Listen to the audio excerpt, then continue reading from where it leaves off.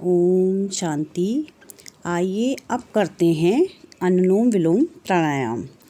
अनुलोम विलोम करने के लिए सर्वप्रथम दाएं हाथ से दाएं नासिका को बंद करेंगे और बाएं नाक से सांस को बाहर छोड़ेंगे। ये क्रिया में 2.5 सेकंड में हम सांस को अंदर भरते हैं और 2.5 सेकंड में ही बाहर छोड़ते हैं। ये दोनों पूरी प्रक्रिया होने में 5 सेकंड का समय लगता है। बहुत सहज भाव से सुखासन में, सिंहासन में, जो भी आपको आरामदायक आसन लगे उस आसन में आप बैठ सकते हैं। इस आसन को करते समय हमारा मेरुदंड यानी बिल्कुल सीधे बैठना है, झुककर नहीं बैठना है। और जिस समय हम इसको अनुलोम विलोम प्राणायाम करते हैं उस समय अपनी कोहनी को बहुत ऊंचा करके ना रखें, जिससे बहुत जल्दी हम थक जाते हैं और कंटिन्यूस नहीं कर पाते हैं। जैसे सहज स्थिति में आप थोड़ा कोहनी को नीचे झुकाते हुए कंटिन्यू इस प्रोसेस को करते रहें। अनुलोम विलोम प्राणायाम करते समय बिल्कुल सहज भाव से मन में सिर्फ संकल्प करते रहें कि हमारी सांस अंदर जा रही है और नासिका से बाहर आ रही है। जैसे ये हमारे सांसों के द्वारा पॉजिटिविटी हमारे अंदर समाती जा रही है और हमारे अंदर की जितनी निगेटिविटी है वो सांसों के द्वारा हम बाहर छोड़ते जा रहे हैं, जिससे हम पूरी तरह से एकदम स्वस्थ और निरोगी होते जा रहे हैं। अनुलोम विलोम करने के लिए या हम कोई भी प्राणायाम करते हैं तो कहीं एक जल स्रोत है उसके आसपास अगर बैठ के हम करते हैं तो बहुत ही सुखद अनुभूति होती है। नहीं तो कोई खुले वातावरण में प्रकृति के सानिध्य में अगर ये कहें तब भी हमें बहुत सुखद अनुभूति होती है। यदि कोई इस तरह की कोई वातावरण आपको नहीं मिल पा रहा है, आप शहरों में निवास करते हैं, तो आप जिस भी स्थान में अनुलोम विलोम कर रहे हैं वहाँ थोड़ी गूगल धूप वगैरह करके उस वातावरण को थोड़ा पहले शुद्ध कर लें। उसके बाद वहाँ सहज भाव से बैठ के परमपिता परमात्मा को याद करते हुए उनकी याद में बैठ के सहज भाव से अनुलोम विलोम करते जाएं। अनुलोम विलोम करने से बहुत सारी बीमारियों में जो है लाभ होता है। और जो साधारण कोई बीमारियां होती हैं उसमें साधारण बीमारी या कोई सामान्य व्यक्ति है उसको 5 मिनट कंटिन्यू अनुलोम विलोम करना चाहिए। 2.5 सेकंड में हम श्वास को अंदर भरते हैं और 2.5 सेकंड में ही हम बाहर को छोड़ते हैं, यानी 5 सेकंड में हमारा एक जो चक्र है वो पूरा हो जाता है। तो इसी तरह से अगर हम कंटिन्यू करते हैं तो 1 मिनट में कम से कम 6 टाइम हमारा अनुलोम विलोम प्राणायाम हम कर लेते हैं। तो इसी तरह से जिस समय हम अनुलोम विलोम बैठे हों उस समय सहज भाव से परमपिता परमात्मा की याद में बैठ के आराम से अनुलोम विलोम करते रहें। आप चाहें तो बीच में कोई ऐसा भजन वगैरह लगा सकते हैं या शांत भाव में बैठ के परमपिता परमात्मा को याद करते हुए अनुलोम विलोम करते रहें। प्राणायाम करते समय आप किसी भी सिद्धासन में, सुखासन में, पद्मासन में, किसी भी आसन में मेरुदंड को सीधा रखकर बैठें। बैठने के लिए आप किसी एक आसन का प्रयोग करें। जो आसन का आप प्रयोग करेंगे वो आसन जो है विद्युत का कुचालक होना चाहिए, ठीक है, जैसे किसी कंबल का या कुशासन आदि इस तरह का। और जो लोग ज़मीन पर नहीं बैठ सकते हैं वो किसी भी कुर्सी वगैरह पे जिस पे भी वो उससे बैठ सकते हैं, आराम से उस स्थिति में बैठकर प्राणायाम को कर सकते हैं। जब भी हम सांस लेते हैं तो सांस हमेशा जो है हमें नासिका द्वारा ही लेना चाहिए, क्योंकि नासिका द्वारा क्या होता है कि जब भी हम सांस लेते हैं तो वो फिल्टर होके हमारे शरीर में वो अंदर जाता है।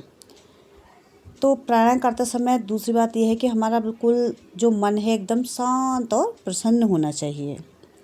वैसे तो हम जब भी प्राणायाम करते हैं तो स्वतः ही हमारा मन एकदम एकाग्रचित, प्रसन्न और शांत हो जाता है, लेकिन फिर भी जब हम बैठते हैं तो हमारा मन इधर उधर नहीं भटकना चाहिए। शांत स्थिति में होके और एकदम प्रसन्नचित्त अवस्था में हमें प्राणायाम करने के लिए बैठना चाहिए।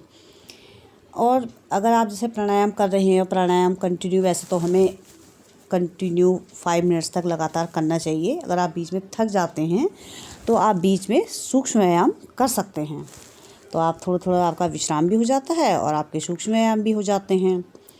और दूसरी बात यह है कि आपको जैसे अब हम जैसे प्राणायाम कर रहे हैं, तो प्राणायाम जब हम सांस को लेते हैं तो बहुत इजी फ्लो में सांस को लेना और छोड़ना चाहिए। मतलब हमें बहुत प्रेशर लगा के या फोर्सफुली सांस को रोकना या निकालना, इस तरह के प्रोसेस नहीं करनी चाहिए। जब ऐसे हम प्राणायाम करते हैं तो जब हम सांस को अंदर लेते हैं तो हम उसको क्या कहते हैं, पूरक। और जब हम उस सांस को अंदर रोक के रखते हैं तो उसको हम कहते हैं कुंभक। जैसे हमने जब सांस अंदर ली तो वो हो गया पूरक, और जब अंदर लेके हमने उसको रोक के रखा तो उसको कहते हैं कुंभक। और श्वास को जब बाहर निकालते हैं, जब हम छोड़ते हैं श्वास को बाहर, तो हम फिर क्या कहते हैं उसको हम, वो होती है रेचक, उसे हम रेचक कहते हैं। और श्वास को हम बाहर छोड़ कर बाहर ही रोक देते हैं तो हम उसको कहते हैं महाकुंभक। तो इस तरह से क्या है कि हम इस प्रोसेस को, जैसे अंदर लेना फिर बाहर छोड़ना, यानी पूरक और रेचक, ये प्रोसेस चलती रहती है। अगर हमने सांस को अंदर रोक दिया तो वो कुंभक हो गया, और बाहर छोड़ के बाहर रोक दिया तो वो महाकुंभक हो गया।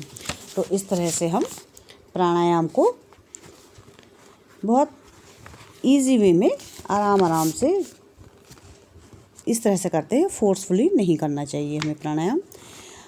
अगर हम प्राणायाम करने से क्या होता है कि बहुत सारे लाभ होते हैं। क्या क्या लाभ होते हैं प्राणायाम से, कि हमारे इससे क्या है 72 करोड़ 72 लाख 10,210 नाड़ियाँ जो हैं परिशुद्ध हो जाती हैं।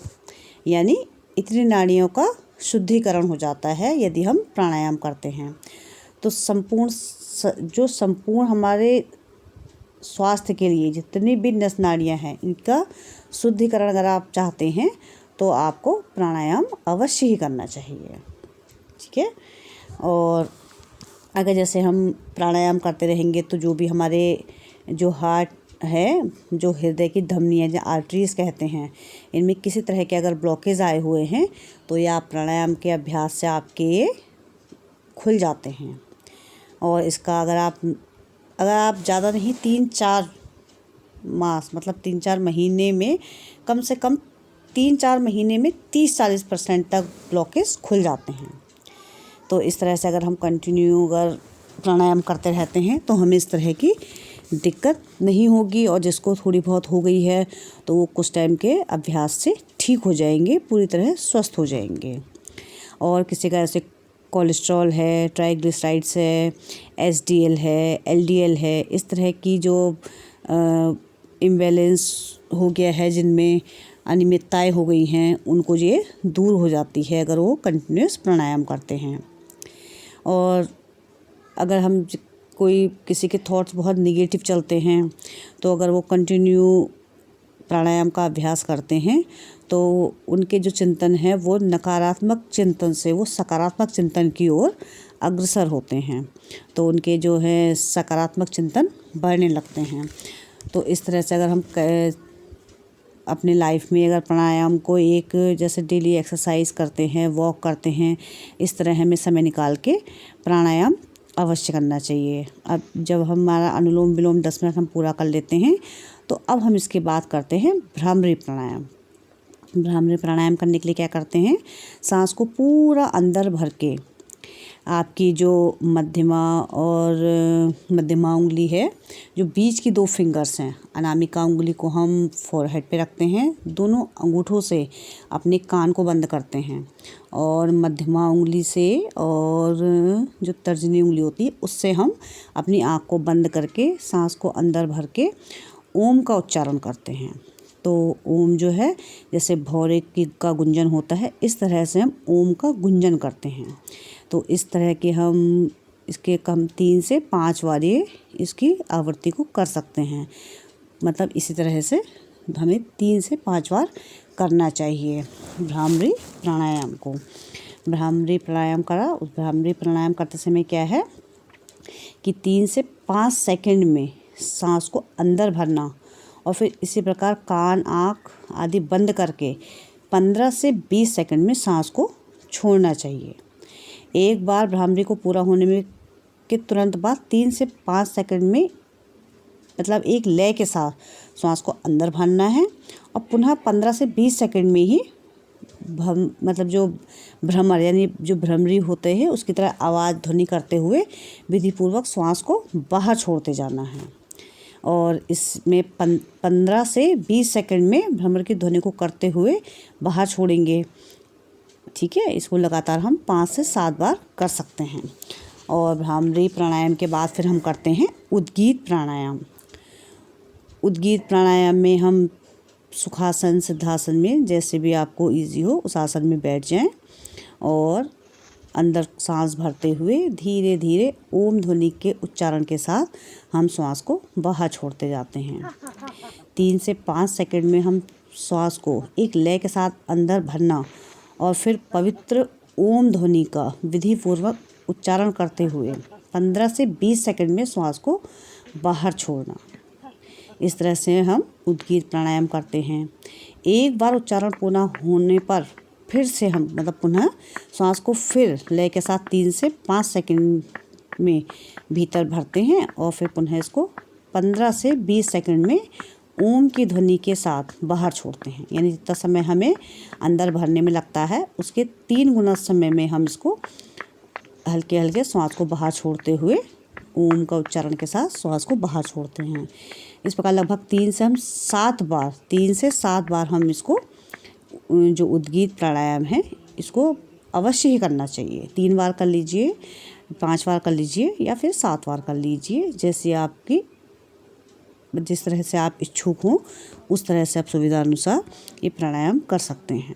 उसके बाद थोड़ी देर बिल्कुल शांत अवस्था में शांत मुद्रा में बैठ जाते हैं और आप जब देखेंगे आप जब लगातार इस प्राणायाम को करेंगे तो आपका चित्त एकदम शांत होने लग जाएगा और आपको लगेगा कि हाँ कि प्राणायाम करने से हमें कितना रिलैक्स फील हो रहा है, हम कितने शांत हो गए हैं। और इसी के साथ आप प्राणायाम कीजिएगा और हाथों को रब कीजिए और अपने परमपिता परमात्मा को याद कीजिए और गरम गरम हथेलियों का स्पर्श चेहरे पे लगाइए, जिससे आपके चेहरे पर एक तेज और एक बहुत रिलैक्स फील होगा।